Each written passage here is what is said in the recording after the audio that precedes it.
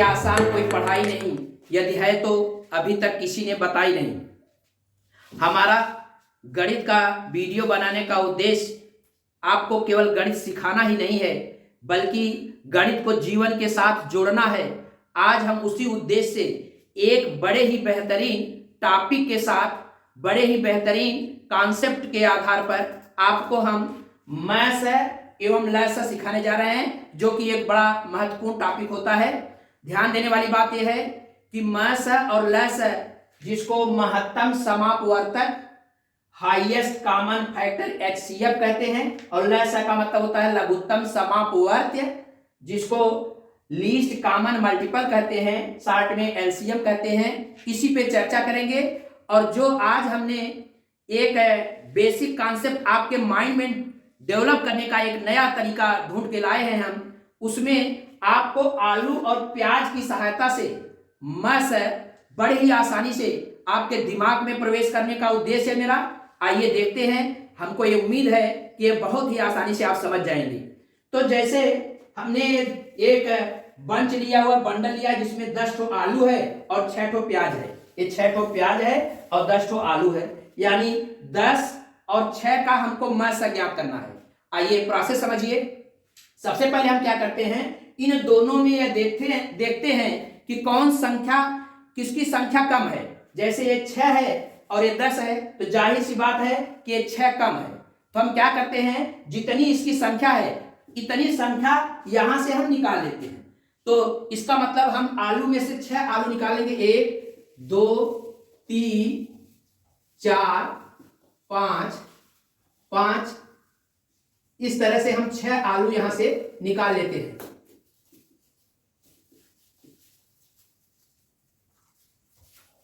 अब जरा देखिए, 6 जब निकाल लिए तो बची कितनी, 4 आलू। अब आप ध्यान दीजिए, अगला स्टेप। अब संख्या देखिए, इसकी 6 हो गई और इसकी 4 हो गई। अब ये कम हो गया, ये ज्यादा हो गया। अब क्या करेंगे अगले स्टेप में, जो कम वाली संख्या है उतनी मात्रा की संख्या इसमें से निकाल लेंगे। यानी कहने का मतलब ये 4 है तो 4 इसमें से निकाल लेंगे। आइए इसमें से 4 निकालते हैं। तो जब 4 निकालेंगे, 1 2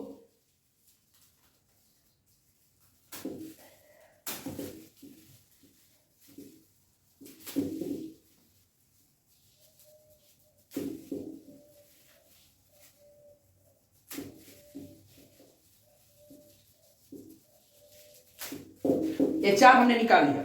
अब आप देखिए, 4 निकालिए तो इसकी संख्या कितनी बची, 2।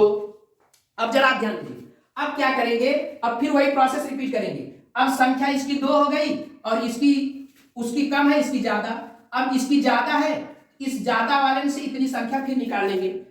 तो यह निकालेंगे, जैसे ही यह निकालेंगे आप देखेंगे तो 2 आलू अगर इसमें से और निकाल लेंगे, तो इस तरह से आप देख रहे हैं कि अब दोनों की संख्या बराबर हो गई। यानी यह प्रक्रिया हम तब तक करते जाएंगे जब तक ये दोनों संख्याएं बराबर न हो जाएं। और जैसे ही ये संख्या बराबर हो गई, वही संख्या जो बराबर मान मिला है वही इसका मैथ्स होगा।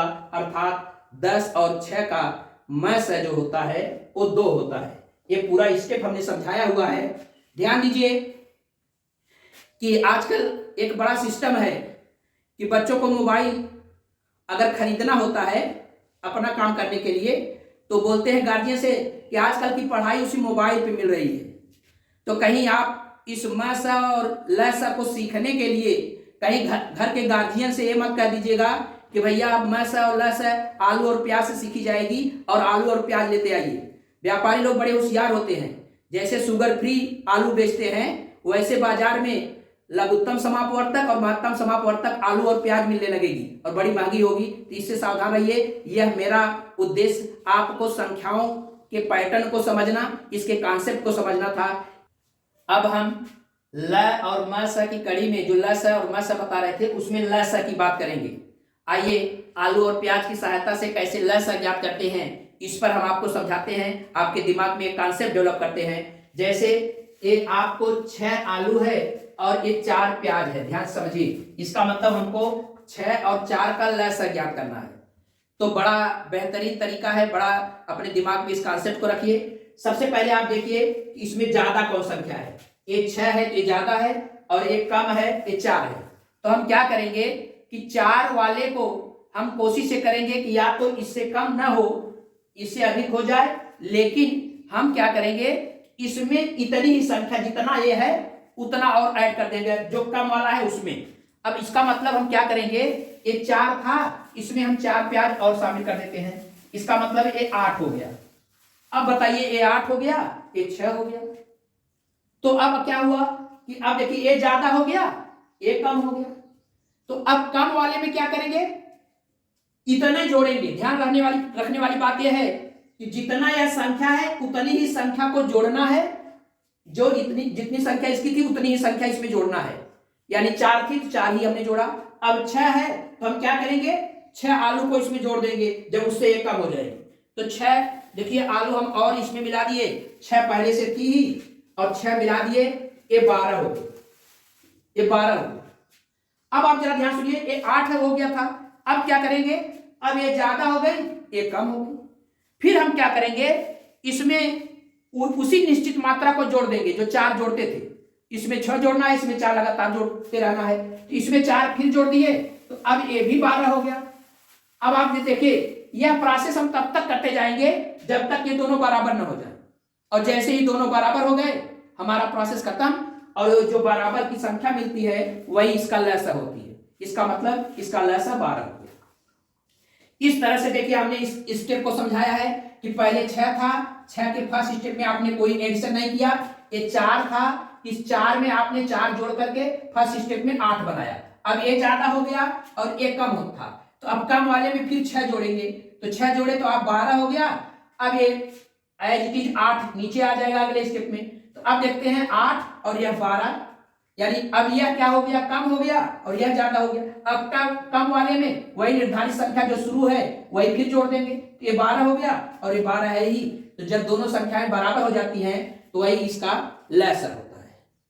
तो मसर क्या होता है कि जो ज्यादा वाला कम वाला रहता था, ज्यादा वाले से घटाते थे, फिर यह प्रोसेस करते थे, जब दोनों समान हो जाते थे तो मसर हो जाता था, और इसमें आप वही संख्या उसमें लगातार जोड़ रहे हैं और यह जोड़ते हुए तब तक जाएंगे जब तक कि दोनों मान बराबर न हो जाए, और जब ये दोनों मान बराबर हो गए तो वही लसर हो गया। ध्यान रखने वाली बात यह है कि हमने बताया कि बाजार में अब आप इसको लसर मसर को सीखने के लिए आलू प्याज मत गार्जियन से खरीदवाइएगा, केवल ये कॉन्सेप्ट बेस्ड संख्याओं पर इस कॉन्सेप्ट को निर्धारित करिएगा। नहीं व्यापारी लोग हमने बताया बड़े होशियार होते हैं, वो मसर और लसर जैसे शुगर फ्री आलू प्याज बेचते हैं वैसे मसर और लसर वाली आलू प्याज बेचने लगेंगे, जो कि महंगे दाम पे मिलेगा। हमारा उद्देश्य यह है कि आपके अंदर एक कॉन्सेप्ट डेवलप हो। ध्यान देने वाली बात एक बड़ी महत्वपूर्ण और है कि किसी भी लसर और मसर में एक चीज आप हमेशा ध्यान रखिएगा, अगर लसर है जैसे 6 है और ये 4 है, तो लसर जब भी आएगा या तो इसमें जो बड़ी संख्या होती है या तो इसके बराबर आता है या तो इससे अधिक आता है। अगर ये छोटी वाली संख्या इसको पूरा पूरा काटती है तो यही बड़ी वाली संख्या इसका लसर हो जाती है। जैसे अगर हम आपको बताएं, अगर यही 12 रहा होता और ये 4 रहा होता तो सीधे सीधे इसका लसर ये 12 हो। और मसर जैसे आपको अभी हमने बताया कि 6 और 10 का मसर जो था वो 2 था। तो मसर की विशेषता ये होती है कि जब भी कोई संख्या मसर होगी वो इन दोनों संख्याओं में जो छोटी होगी या तो वह संख्या होगी या तो उससे छोटी होगी। अगर यह संख्या पूरी तरह से विभाजित होती है करती है, जैसे मान लीजिए 5 और 10 है, तो 5 अगर इस 10 को पूरा विभाजित कर रहा है तो मसर 5 ही होगा। ये तो सामान्य जानकारी है, ये आप जानते हैं। अब हम फिर किसी अगले ट्रिक के साथ आपके सामने हाजिर होंगे, तब तक के लिए धन्यवाद।